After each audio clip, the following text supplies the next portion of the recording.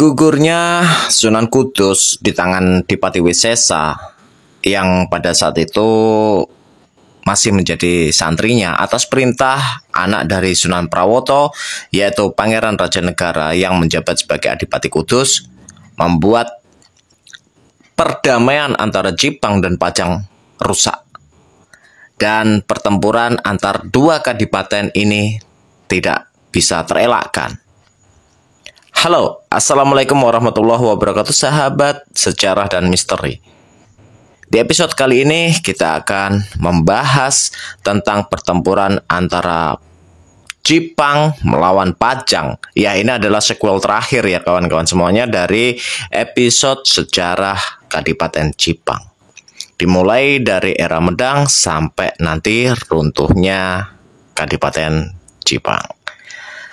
Tetap ikuti channel ini dan bagaimana kisahnya, simak terus channel sejarah dan misteri. Tapi jangan lupa untuk subscribe, like, komen, dan share. Jangan lupa juga untuk nyalakan notifikasinya ya. Pangeran Hadiwijaya pun menyiapkan diri ketika Kudus diluluh lantakkan oleh pasukan Jipang dan Pangeran Rajanegara itu meminta perlindungan di Pajang. Atas saran dari Sunan Kalijaga, Pangeran Hadiwijaya dilarang untuk head to head nih kawan-kawan. Ya, dilarang untuk head to head antara Pangeran Hadiwijaya dengan Arya Penangsang. Maka dari itu disusunlah skenario, disusunlah strategi bahwa yang akan menghadapi Arya Penangsang itu bukanlah dirinya. Lalu Ki Juru Mertani itu mengadakan sayembara. Ceritanya seperti itu kalau kita membacanya di Babat Tanah Jawa ya teman-teman. Ki Juru Mertani itu memberikan sayembara, barang siapa yang mampu untuk mengalahkan Arya Penangsang itu akan diberikan tanah Mentaun dan tanah Pati. Dan mendengar sayembara itu Ki Ageng Pemanan, Ki Panjawi, dan juga putranya Danang Sutawijaya itu mengikuti sayembara yang diadakan oleh Pangeran Hadiwijaya. Singkat cerita, Pajang sudah siap untuk menggempur Jipang. Dan di sini teman-teman semuanya, saya tidak akan menceritakan kisah-kisah yang menjadi bumbu pertempuran antara Jipang dan Pajang seperti adanya Telik Sandi Santri Songo atau dipotongnya telinga Pekate atau juru rawat kudanya Arya Penangsang dan lain sebagainya. Kita tidak akan membicarakan itu teman-teman semuanya. Ya, kalian bisa untuk baca di Google atau di channel-channel lain, semuanya mengisahkan itu. Tapi di sini kita skip ya. Kita langsung saja menuju inti ceritanya. Ya, pada hari yang ditentukan Pajang pun menggempur Jipang. Dan dalam pertempuran itu dikisahkan bahwa Arya Penangsang menghadapi Danang Sutawijaya yang pada saat itu masih unyu-unyu ya, masih kecil, dan hampir saja kalah kawan-kawan. Hampir saja kalah ketika Danang Sutawijaya berhasil dijatuhkan dari kudanya dan dicekek oleh Arya Penangsang. Tapi sayang, menurut ceritanya sih Arya Penangsang lupa kalau pada saat itu usus yang terburai oleh tusukan tombak Kiai Blarat itu masih menyangkut di kerisnya. Begitu dicabut keris setan kober, putuslah usus dari Arya Penangsang sang Adipati Jipang ini. Melihat junjungannya atau adipatinya itu tewas dipalakan, moral dan mental pasukan Jipang pun sedikit kendor.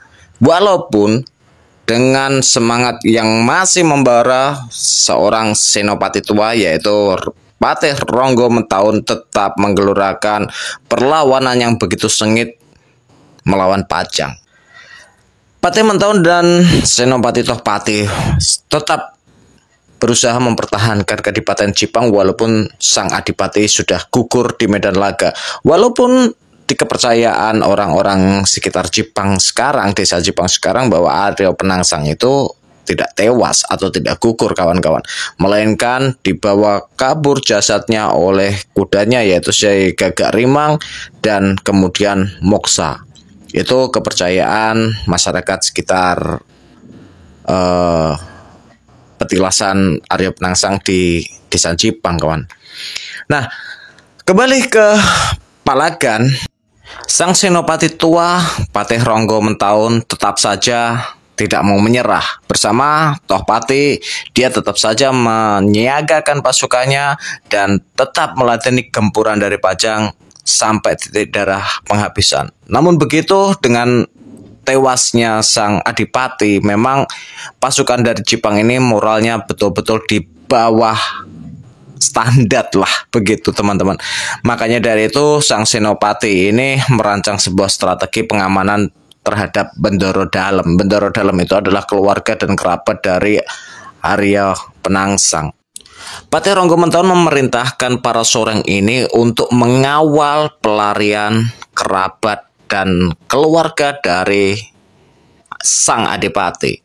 Ya, Arya Mataram melarikan diri ke Surabaya dan singgah sebentar di Ampel Denta sebelum kemudian melanjutkan pelariannya menuju ke Palembang. Dan kerabat lain, Dewi Roro Amiswati itu ke Nganjuk. Ini menurut catatan lokal. Dan kemudian juga ada lagi untuk istri-istrinya Arya Penangsang itu menuju ke Jayakarta.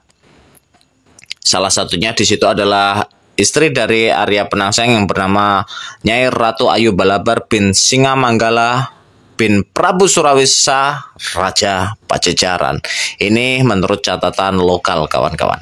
Nah, dengan runtuhnya Cipang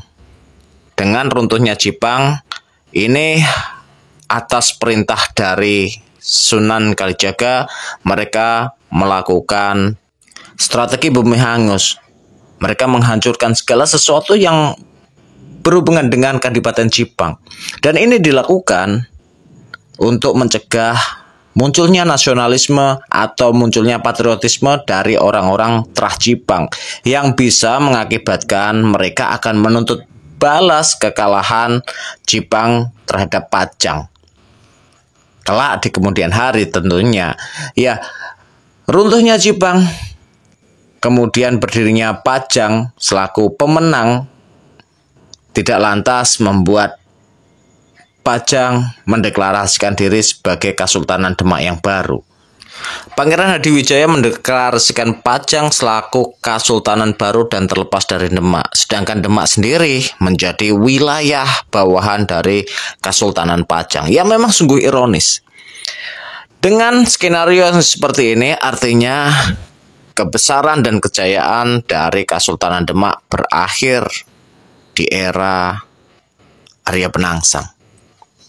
Lalu tumbuh dan berkembanglah yang namanya Kerajaan Pajang atau Kesultanan Pajang yang dipimpin oleh Jaka Tingkir, Mas Kerebet, atau yang namanya Pangeran Hadiwijaya atau sudah menjadi Sultan Hadiwijaya kawan-kawan.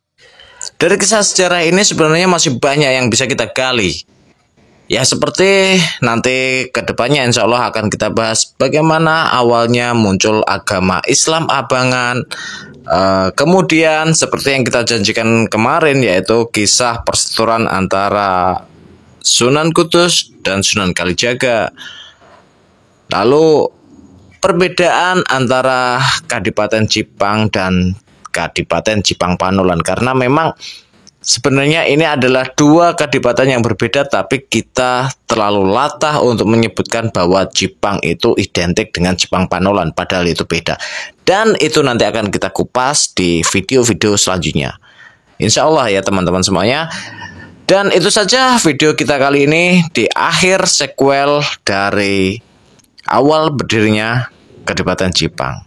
Tetap di channel Sejarah dan Misteri. Mengingatkan kalian kembali, jangan lupa untuk subscribe, like, komen, dan nyalakan notifikasinya agar kalian tidak ketinggalan, tidak terlewat ketika kita mengupload histori-histori baru.